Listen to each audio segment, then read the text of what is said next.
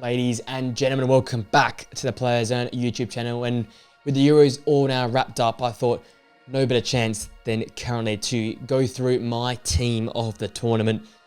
Getting all the players possible into one squad was a lot of it. Took a lot of effort. A few Spanish players as well, wearing the Spanish kit after they've absolutely obliterated the tournament. It's a majority Spanish side, but I try to filter in as much players from other nations as possible, players that stood out, players that have broken into the scene, some of them as well, and some of them who continue to show us why they're some of the best footballers in the world. It was a tough squad to make, tough to fit them all in. With that being said, ladies and gents, let's get straight now in to my team of the tournament.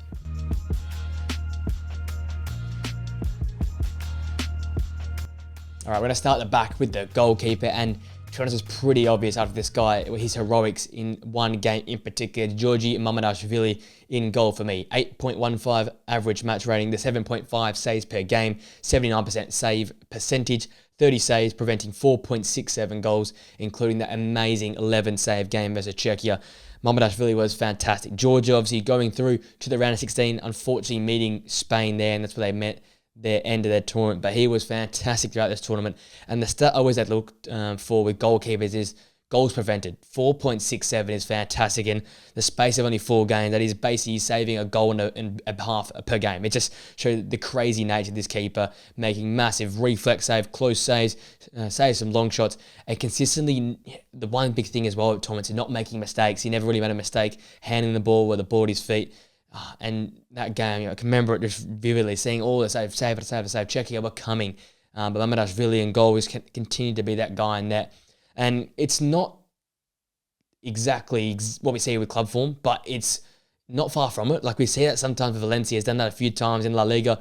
I remember definitely a Girona game where Girona would keep coming at Valencia, Mamadashvili in goal and making save. So he's definitely a keeper with that quality, but now he's been put on the map because there's European Championships. And obviously that game will go down as one of the great games at this Euros.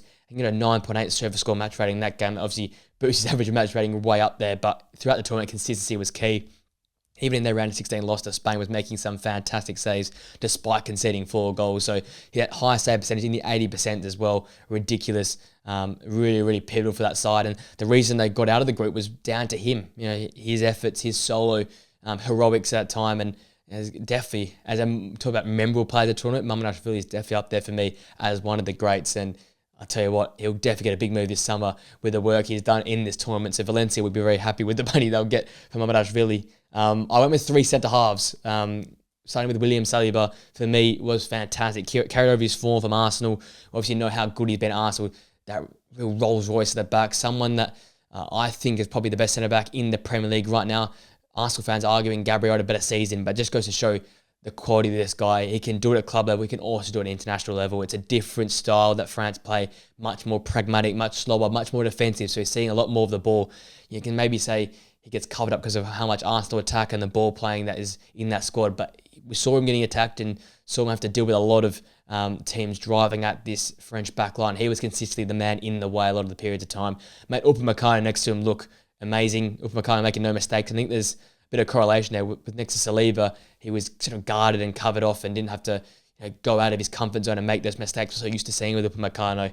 7.08 match rating, 4 clean sheets from those games he played. Averaged the 1 tackle, 1 interception per game. For me, the 3.3 ball recoveries is the big stat, and the 4.8 clearances is the biggest one. I was tossing up between someone else and Van Dijk, and saw Van Dijk's clearances, but then I thought, oh, who could beat that? William Saliba with 4.8 clearances per game is ridiculous. Whenever the ball went near him, he got rid of it. It's really solid, standing up and forcing attackers wide. And even if he didn't make a tackle or interception, he always made attackers' life hell and made it uncomfortable for them. Even see it with Spain. Spain only managed to score 2 goals past that French side, and they're 2 pieces of individual brilliance. They were great versus Belgium, holding on. They were defensively sound versus Portugal, despite all the attempts they had on that goal, the Portuguese side, and it's down to what William Saliba was doing at the back. Yes, the fullbacks were fantastic as well, but I think he stood out as the best player from that back four, and at such a young age, there's so much upside for William Saliba. See what he does with Arsenal now, and I think the biggest step we're seeing if he do it at international level, and the fact, as I said, he's done it with a different style of football where attackers are constantly going at them, they're sitting in deeper and deeper, and they don't really get out of their half too often than not in this tournament. He was fantastic in being resilient and keeping balls out of the back of the net, and really being solid in the air, on the ground, winning duels, and being that brick wall alongside Upamecano. So for me, probably the best centre-back of the tournament. Joining him at centre-half, I've got Aymeric Laporte, winner obviously with Spain, the 7.23 match rating. Only managed one clean sheet, averages about one interception a game, 2.2 ball recoveries a game, 4.5 clearances per game, only dribbled past once all tournament, won 57% of the aerial duels and 75% of ground duels. I was saying in the live show, I think a lot of people said it, he goes to Saudi, we sort of forget about him, but this is a guy that was a starting Man City centre-back 3 or 4 years ago. Yes, he was pushed down the pecking order, but still a fantastic player at heart there. Yes, lost a little bit of the pace, but comfortable on the ball, can really manage situations well, doesn't get flustered, and as you can see by the stats, only dribble past once, not easy to get past. Someone that's solid into a challenge, worked really, really well alongside Leon Lerman in this tournament. A great sort of yin-yang type for partnership where they both come from the ball, but Lerman does the more driving of the ball and the comfortable nature of the ball. And Laporte just has to clean things up. Did a fantastic job defensively as the more physical senior centre-half and went into challenges really, really well throughout this tournament. I feel like despite all the chat about the wingers and the midfielders, and I've talked to high heaven about the midfield trio, I think we need to put respect on the centre halves and the fullbacks, especially Danny Carvajal, Marc Cucurella, and also Aymeric Laporte, because Carvajal's his first European Championship, not talked about much. Obviously, does a great job with Real Madrid, but isn't talked about enough. Just in general, in terms of football, always gets looked over. Fantastic right back. Marc Cucurella, I even doubted him why he was playing at left back. Thought Grimaldo would have played, or they would have picked obviously if Baldo was available, he would have played. Sort of feels like a third choice left back in this tournament, especially in that final with the assist to Mikel Oyarzabal to win the game. Shows once again why he's such a quality left back when he's in form and in a system that suits him. And then you've got Laporte, who, as I said, everyone forgets about. They're so pivotal, and finally keeping one clean sheet was so pivotal to the Spanish style of football, building out from the back at times, the ability to sit in deep and keep out the opposition when teams are attacking them, especially that French game. Second half, they were a very pragmatic, deep-lying side.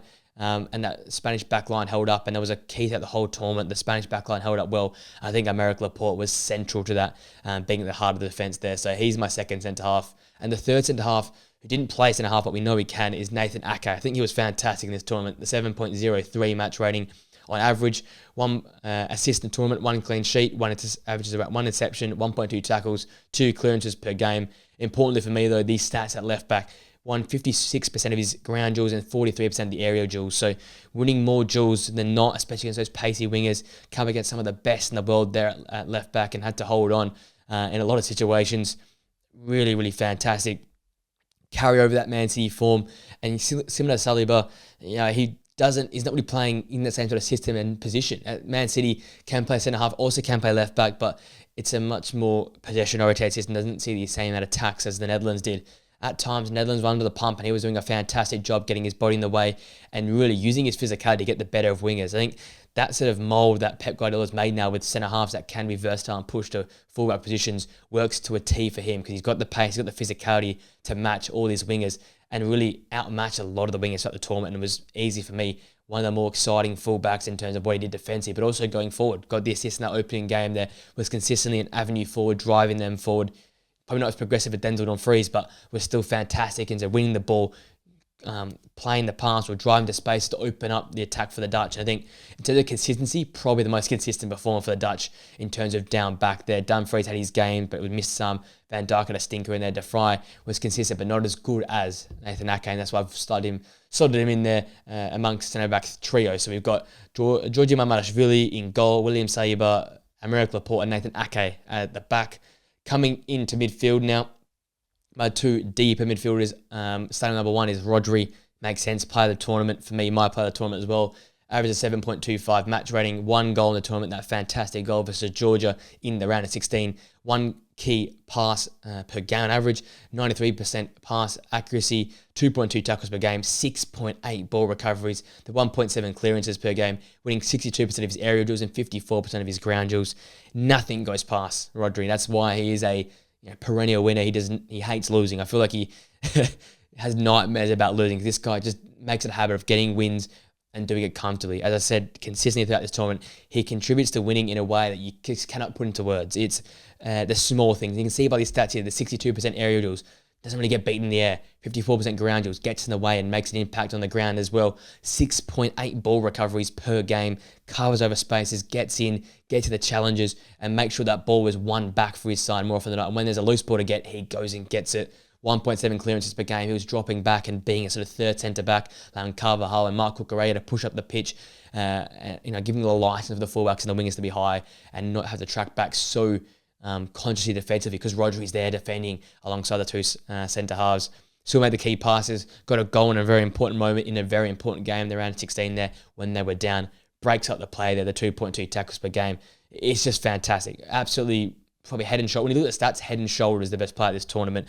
And it was really unfortunate you couldn't run out that game in the final versus England. But in many regards, maybe him being subbed off maybe gave England the false insecurity that allowed that early goal for Nico Williams come the second half. I just think he was fantastic in this tournament. Again, a very similar thing with Saliba and with the likes of Nathan Ake as well. Take him away from Man City and take him away for all that quality. We obviously know how he's so massive to contribute to their winning, because his win-loss record for Man City when he's not there versus when he's there is incredible. But you take him away from that awesome setup, Pep Guardiola, and you put him in another team under De La Fuente, another great manager, but still a team that wasn't in the top fives. No one really had Spain, so top five strongest teams. You had England, France, Portugal, the Netherlands, Germany.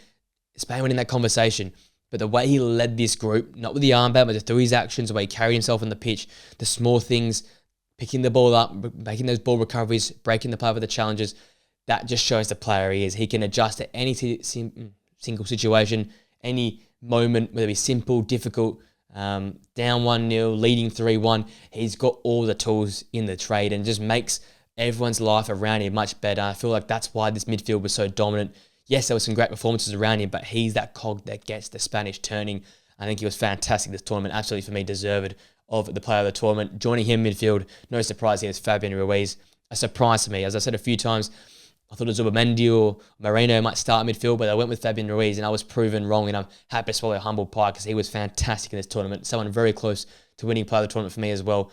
Averaged a 7.92 match rating on SofaScore, the 2 goals, 2 assists, 3 big chances created, 1.7 key passes per game, 1.5 tackles per game, 7.7 ball recoveries, 71% successful dribble rate, and 55% in all of his duels, aerial and ground duels. Did everything right on the pitch, and his stats look a little bit better than Rodri's, but obviously we know what Rodri does, but the goals and assists, fantastic, especially early on the group stages. He was doing it at will, and with fantastic goals, and later in the tournament with the assists and the vision and the quality of play. He started like a house on fire versus Croatia and just continued that onwards. It was one of the most impressive performances I've seen because, yes, as I said, coming to this tournament, I knew about Fabian Ruiz. I liked the other midfielders though at Paris Saint-Germain. I liked how they went their football. Maybe overlooked what Fabian Ruiz can do, but he looked like a player that was so comfortable at the 8. He could control the ball. He can obviously get forward and score goals. He can set up for other players. He can drop in. He make the ball recovery, 7.7 per game. He got the key passes game too, 1.7. He was so comfortable going both ways and looked like the ultimate complete number 8. Yeah, where we thought maybe a Declan Rice, even like a Toni Kroos, who both were fantastic, but not to level with Fabian Ruiz, and we thought they would be the ones stepping up there. But it was Fabian Ruiz who dominated that job as a number 8. And maybe because Rodri was next to him, maybe because he had quality in front of him, but he looked $1 million out there. And that control, that comfort, the ability to run both ways. I touched Aston Villa's midfield a lot last season, especially the first half of the Premier League, and the ability for them to both cover off defensive, but also drive the ball forward and create and have that spark in the final third was massive for me, and that made a difference in their season. I think we saw that equally here with Spain with what Fabian Ruiz was able to do. The versatility of him to cover off defensively, sitting alongside Rodri when they needed to, when they had to absorb pressure, but then when they wanted to go forward, he was one driving the spaces, playing that 1-2, feeding Lamine Yamal, Nico Williams, linking up with Dani Olmo and Pedri at the 10. He made life very easy for Spain. That's why they dominated a lot of midfield battles. I think it was down to his versatility and his comfort going both ways on the pitch. So fantastic performance from Fabian Ruiz in this tournament. And there's no surprise. I've got 2 number 10s, one of them being Dani Olmo, 7.7 match rating on average, 3 goals, 2 assists, 3 starts. He only made 3 big chances created throughout the tournament, 1.8 key passes per game, 83% pass accuracy, 74% successful dribble rate, 4.5 duels won per game. Covered most blades of grass. It felt like he was a number 10, but he was everywhere. And that's simply down once again to this midfield being so versatile, so just adjustable. It was moldable. It was able to adjust situations. It was flexible. All those ways you think about it, it had that. Dani Olmo was at the 10. He drifted out wide at times. Coming off the bench from the start, he did it all. He went through one of the great runs, scoring in every knockout game outside of the final, it was a ridiculous run. Pedri goes down, big loss, but he steps up and fills a goal hole, fills the gap, and has fantastic goals along the way. That France goal, fantastic, one touch and then second touch to find the back of the net. That Germany goal as well, just clinical finishing. Throughout this tournament, he showed his quality, as I said, whether it be from the start or whether it be coming off the bench. I think for me, the assist as well, he scores the 3 goals as well, but he sets up more as well. 2 assists in there. Just shows that he isn't one-dimensional. A player that I think has been heavily underrated, and I sort of feel like I'm partly to blame. I've talked a lot about Xavi Simons in the build-up, RB Leipzig, the quality he had, and Luis Openda and Benjamin Sesko. We forget about, I guess, one of the older names around that club. He's not even that old, 25 years old. Dani Olmo. He's been there at Leipzig for a little bit, but he's seen winning. He's contributed so much winning. He's a smart player on the ball, really gifted, fantastic at the last Euros. I feel like this was his first Euros where he could stamp his name and put his name on the scene. This is a tournament that will get interest from clubs around the world. I know Barcelona interested in him now, and I feel like he'll be a great fit there to add a bit more creativity in the final third for them, allow Pedri and Gavi and those sort of players to sit in a bit deeper, Frankie de Jong to be more defensively oriented, and allow Dani Olmo to do what he does best, which is create good chances, create goals. I think it was fantastic again last night. Some of the ball feints to allow chance for other players, linking the game up, spreading the game up. So he gets that pass to Cucurella that leads to the assist, but a fantastic weighted delivery there. And that's the play he is. He doesn't make a mistake with anything when the ball's at his feet. He makes the right reads. He plays the right ball, whether it's the weight of the pass, the speed of the pass, the shot, whether it's accurate, the first touch, second touch, fantastic. And it was took him by surprise. It was all by surprise on the couch in that final where he missed that chance just after Nico Williams had scored, because he is so clinical in front of goal. And when he's in front of goal, you just expect it to find the back of the net. He's that sort of player. So all in all, fantastic tournament for him, and really one that stood out amongst a pack of a lot of young stars in this tournament. Speaking of young stars, my other number 10 is Jamal Musiala. I know he played on the left, but had to fit as many attackers as I could in this team. And that means Jamal Musiala plays at number 10 alongside Dani Olmo. The 7.4 average match rating, 3 goals, 1 key pass per game. The 1.2 tackles per game, 4 ball recoveries per game. Did the small things right. Didn't see as much of the football as I would have thought, I would have hoped, but that was because he got forced out wide to the left at times. But Germany's best stuff went through Jamal Musiala. That first game, the opening game of the tournament, that just set the vibe. That set the trend. Jamal Musiala, Florian Wirtz linking up. The creativity between those two, they were fantastic. Wirtz obviously dropped out eventually, but those two linking up was fantastic to see. His ability on the ball, the vision, the comfort to find spaces. We've seen it for Bayern though. He can wiggle out of tight space. He can find the right pass, and he knows his way to find the back of the net. The 3 goals, obviously equal golden boot alongside every man in their dog, it feels like. But once again, fantastic this tournament. His debut tournament in many regards. I know we had the World Cup prior, but this was like, again, his first tournament on home soil. A shame they couldn't go any further, but they met the juggernaut in Spain a little bit too early.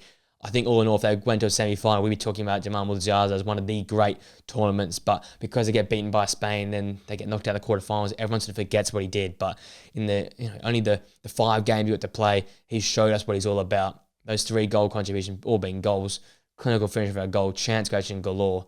And I feel like every single time Germany looked good going forward, it went through Jamal Musiala. And there's a lot of good attacking talent there. Kai Havertz, Leroy Sané, Florian Wirtz, even Thomas Muller, Nicholas Füllkrug, all these great players. But it always felt like it went through Jamal Musiala to find the back of the net. So that's a credit to him and his quality, whether it be on the ball, off the ball, his running in behind, the way he stretches back line, the way he works interplay with Ondrej Ilkay, Gundogan and Florian Wirtz, next level. And Bayern have got themselves a bit of a superstar there, and I think he's due for another massive season this season to try and fight back and win that title back of Bayer Leverkusen.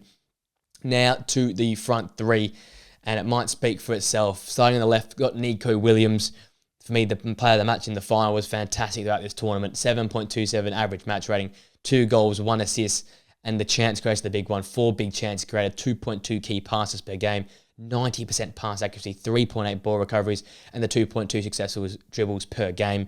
The stat to stand out, and it's always stood out about me, is Nico Williams' ability to be the facilitator. Lamine Yamal scores the goals and looks, and always is the fancy guy off social media, being the youngest. Nico Williams is 21 years old, but he's creating 4 big chances throughout this tournament. He's doing the 2.2 key passes per game, and the 90% pass success rate. He doesn't make waste. He doesn't waste any time on the ball. He makes the right reads. I've said throughout the whole tournament, him and Lamine Yamal play above their age. They're smart in the ball. They find these avenues. They make the right passes, and they see the game on a different level. It's almost like they have a map to the field that no one else does. They know where the run's going to be. They know how to play the weight of the pass. And you see by that 90% pass, actually, for a player that works in the final third and works in tight areas, he doesn't give away much. And even the 2.2 successful dribbles per game, showing that pace, showing that direct nature.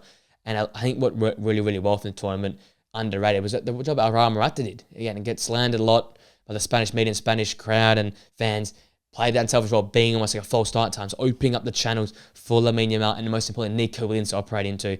And I feel like you talk about a consistent performer up top for Spain this tournament. Nico Williams did that. Lamine Yamal had some magic moments. Morata had some big moments. Some of the midfielders had some massive moments. But every game, you can bank on Nico Williams to give you 10 out of 10 effort and a real, at least consistent 7 or 8 out of 10 type performance. He was consistently providing you something. He was the out ball going forward if they want to counter-attack. He was the one holding the ball up to try and allow fellow Spanish players to join him on the attack. I think he read the game to an elite level. And for me, it's just right now head and shoulders above a lot of young players in the game. Obviously, everyone talks about Lamine Yamal, but I think the job that Nico Williams does is so underrated and so inherited. And for me, the player of that final, that goal, fantastic take, and he's consistently to run in behind, stretch defenses, cause a problem, and be someone comfortable to hold the ball up and dribble in tight spots and keep the ball for his side. So important throughout this tournament. So for me, really, really close to being amongst that conversation for player of the tournament. Up top, Cody Gakpo.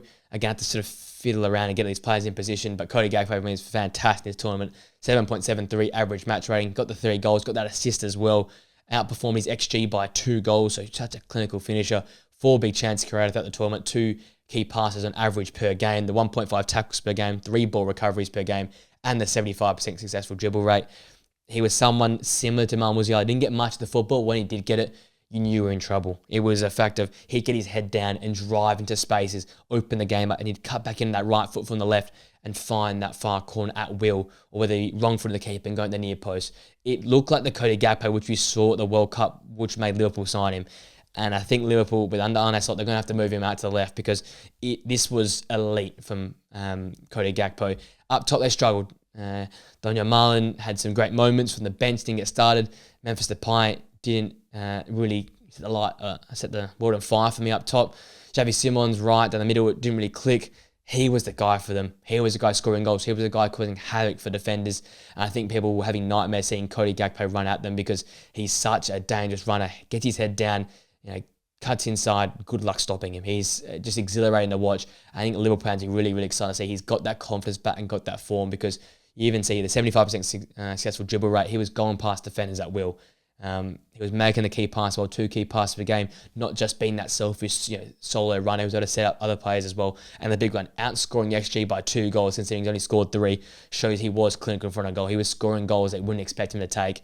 And I think that's all down to the player and his quality in this tournament. He was taking any half chances in front of him, he was finding the back of the net. So all props to Cody Gakpo. He's my striker. And then that leads the star boy, Lamine Yamal, on the right-hand side. The 7.36 average match rating, 1 goal, 4 assists, 44 touches per game. So not ridiculous amount of touches per game.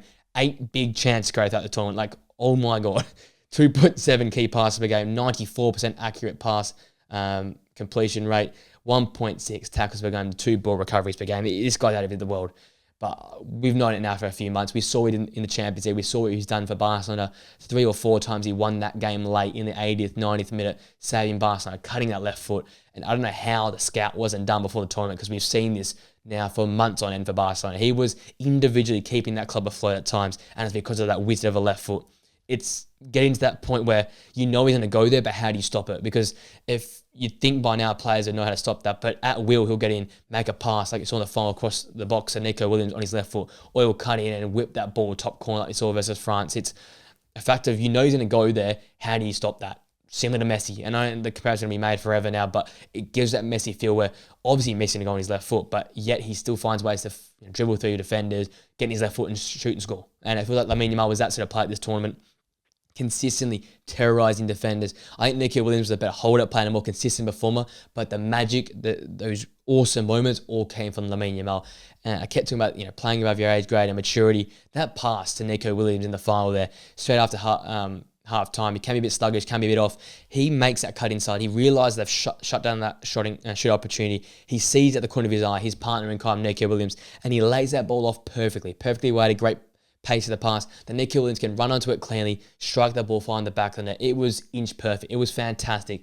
And just goes to show that this guy is 17, but he's still like a 28, 29-year-old in the prime of their career, the way he's playing his football. I think right now, next season is going to be deadly. If they can get a Danny Olmo there, if they can get a Nico Williams to join Lamine Yamal up top, Barcelona not going to win the Liga because we know how crazy Real Madrid squad is, but they will push them all the way because there is now real quality in that final third. You hope the fitness of the midfielders stay, and then you've got a really, really dangerous side that could compete with the juggernaut that Real Madrid is. But the signs of this tournament was there. Like, I came to the tournament raving about him, like raving about this tournament being about all the young players, Nico, Lamine, Pedri. You talk about the Wirtz and Musiala for Germany, Arda Güler for Turkey, Kobe Mainoo for England. I talk about them all. They've all performed, but Lamine Yamal went to the next level. This is like stamping your name in history sort of stuff. Like 1 goal, 4 assists, and for me, 8 big chances created in this tournament. No one's got anywhere near that amount. I think people are 4 and 5s, but no one's got anywhere near that amount of chance created. That's just the level he was at this tournament. Chance creation machine, and really, really smart with his passes. I've said it throughout the tournament. I said they play with maturity. They make the right reads, make right passes. You look at Nico Williams, 90% pass accuracy. Lamine Yamal, 94% pass accuracy. So despite their work in tight areas, they take the game on. They still complete passes. They're not wasted with the ball at their feet, and that's why they tore this tournament apart, and that's why they make this team, for me, for the team of the tournament. Running it back one more time so you guys know what I am is Georgie Mamardashvili in goal, William Saliba, Aymeric Laporte, Nathan Ake at the back, Rodri and Fabian Ruiz at the deeper line midfield positions, Danny Olmo and Yamal Musiala play at the number 10s, Nico Williams and Lamine Yamal keep the flanks, and Cody Gakpo is playing up top for me. Very, very attacking side, but I had to get as many as I could in there. Shout out to Toni Kroos, shout out to Granit Xhaka, Virgil van Dijk, Mark Magnon as well, who all came very, very close, Mekatadze as well, who came very close to being my striker, but these guys were clear. These Spanish players were ridiculous. I couldn't not put all the Spanish players in because of how good they were. They obviously broke history. 7 out of 7 wins their tournament, which is a new record. They're making history. They're winning tournaments. They're dominating. There's so much excitement to come for that team. Let me know what you think of my team in the comment section down below. Have I got it right? Have I got it wrong? Who would you put in? Who would you take out? Let me know that on the comment section down below. Also, let me know who's your player of the tournament. Is it Rodri? Is it Fabian Ruiz? Is it Lamine Yamal? Is it someone else? Let me all know that in the comment section down below. I hope you enjoyed the video, guys. If you did, smash a like on it, subscribe to the Players Zone channel for more videos like these, and press that post notification bell so you know we upload more videos here on the channel. Got a bit of a break here now between some of the transfers. The end of the year is here and the start of the new season, so take a breath, relax. We've got a few weeks off from football before we get right back into it yet again. But just know we're going to have transfer news on here, podcast back in the channel, so all the news you're going to need for football is going to be here on the Players Zone channel. I hope you have a great rest of your day. Enjoy the break until the football starts again, and I'll see you guys in a video very, very soon. Till next time, guys. See you later.